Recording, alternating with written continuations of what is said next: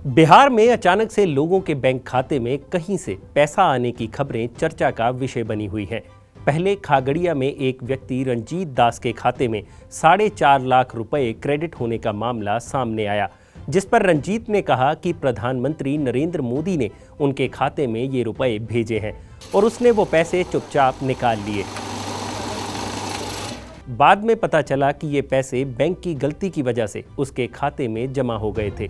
अभी बैंक और रंजीत के बीच पैसे को लेकर टसल चल ही रही थी कि अब बिहार से एक और खबर सामने आ रही है, जिसमें कटिहार के 2 छात्रों के खाते में 900 करोड़ रुपए जमा होने की खबर आ रही है, जिसके बाद से दोनों बच्चों के खाते में से पैसे निकालने पर बैंक ने रोक लगा दी है। हालांकि ये पैसा कहां से आया, इस बारे में जांच चल रही है, लेकिन इन दोनों खबरों के बाद एक बड़ा सवाल खड़ा हो जाता है कि अगर किसी के बैंक खाते में गलती से पैसे जमा हो जाते हैं तो उस पर किसका हक है, और अगर कोई व्यक्ति गलती से किसी के खाते में पैसे ट्रांसफ़र कर देता है तो ऐसे हालात में उसे क्या करना चाहिए।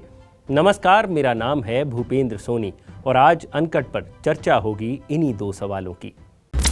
सबसे पहले बात करते हैं ऐसे व्यक्ति की जिसने गलती से किसी के खाते में पैसे सेंड कर दिए हैं। ये गलती 2 तरह से हो सकती है। पहली, किसी बैंक एम्प्लॉय की तरफ से जो चेक या फिर ड्राफ्ट को गलती से किसी और के खाते में डाल देता है, और दूसरा, अगर कोई खुद ही ऑनलाइन ट्रांसफ़र गलत बैंक अकाउंट में कर देता है। ये दोनों मिस्टेक्स ही काफ़ी आम है। बैंक में रोज़ाना लाखों करोड़ों की ट्रांजैक्शंस एक खाते से दूसरे खाते में घूमती रहती हैं। ऐसे में बैंक एम्प्लॉय की तरफ से ऐसी मानवीय गलती होना काफ़ी आम बात है। हालांकि कभी कभी ट्रांसफ़र स्लिप पर डिटेल भरते हुए भी बैंक कस्टमर से गलती हो जाती है, जिसके चलते पैसे गलत खाते में ट्रांसफ़र हो जाते हैं। अब ये होता कैसे है? मान लीजिए किसी कस्टमर ने स्लिप भरी और उसमें उसने खाता धारक का नाम तो सही लिखा, लेकिन अकाउंट नंबर लिखते वक्त एक आध डिजिट इधर उधर कर दिया और बैंक एम्प्लॉय ने अकाउंट नंबर के आधार पर ही पैसे ट्रांसफ़र कर दिए और वो पैसा गलत खाते में चला गया। अब ऐसी स्थिति में अगर कोई कहे कि गलती तो सिर्फ ग्राहक की है जिसने गलत खाता नंबर दिया, तो ये पूरा सच नहीं है, क्योंकि बैंक एम्प्लॉय की ये ड्यूटी बनती है कि वो खाते के नंबर के साथ साथ खाते का नाम भी चेक करे, यानी पूरी डिटेल क्रॉस चेक करे कि कहीं कोई मिसमैच तो नहीं। दूसरी गलती होती है ऑनलाइन ट्रांसफ़र की। अब अगर कोई अपने ऑनलाइन अकाउंट में बेनिफिशियरी ऐड करता है तो आजकल खाता नंबर डालते ही खाता धारक का नाम अपने आप आ जाता है, जिससे बेनिफिशियरी ऐड करने वाले को पता चल जाता है कि खाता नंबर सही है या फिर गलत। लेकिन गलती होती है IMPS में, जहां बेनिफिशियरी ऐड करने की ज़रूरत नहीं होती। लेकिन इन दोनों परिस्थितियों में ग्राहक खुद ही ट्रांजैक्शन कर रहा होता है तो बैंक इसके लिए जिम्मेदारी नहीं लेता। बैंक तो हर ट्रांजैक्शन के बाद भी ग्राहक को एक मैसेज भेजकर पूछता है कि अगर आपने ये ट्रांजैक्शन नहीं किया तो इस नंबर पर कॉल करें, यानी बैंक की तरफ से पूरा चेक रखा जाता है। लेकिन फिर भी अगर गलत खाते में पैसे चले जाते हैं तो बैंक अपने ग्राहकों की पूरी मदद करता है। ग्राहक जैसे ही अपनी गलती के बारे में बैंक को बताता है तो सबसे पहले उस ब्रांच की तरफ से अपनी NEFT डिवीज़न को एक मेल भेजा जाता है। NEFT डिवीज़न ही नेट बैंकिंग से जुड़ी सारी गतिविधियों को ट्रैक करता है।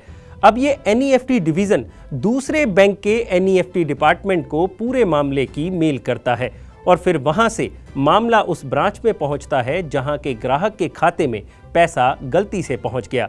सारी चीज़ें वेरीफाई करने पर उस बैंक द्वारा उस व्यक्ति के खाते पर पैसे की निकासी पर रोक लगा दी जाती है, जिसे बैंकिंग भाषा में लियन कहा जाता है, यानी वो व्यक्ति आपका पैसा नहीं निकाल सकता।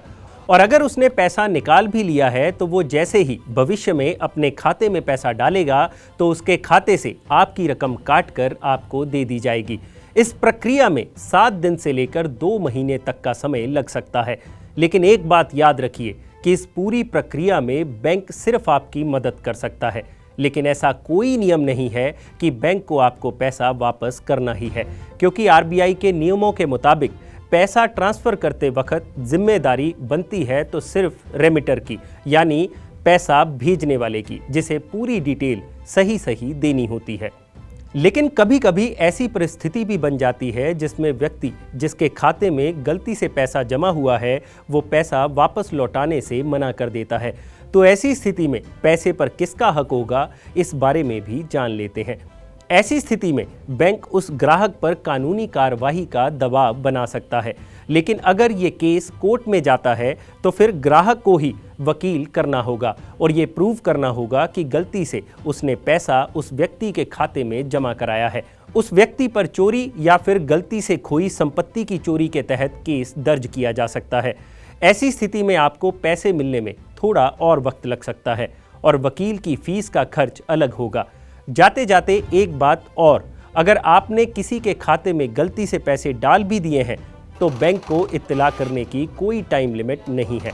आप जब चाहें बैंक में इस बारे में जानकारी दे सकते हैं, लेकिन जितना जल्दी करेंगे उतना बेहतर होगा। बाकी एक बात याद रखिए, सावधानी हटी दुर्घटना घटी, यानी कोई भी पैसे से जुड़ा लेन देन करते वक्त आपको सावधानी से काम लेने की ज़रूरत होती है। अगर आपको ये वीडियो पसंद आया हो तो इसे लाइक और शेयर ज़रूर करें, और हाँ, जानकारी से भरे ऐसे ही और वीडियोस देखने के लिए आप सब्सक्राइब कर सकते हैं हमारा चैनल अनकट।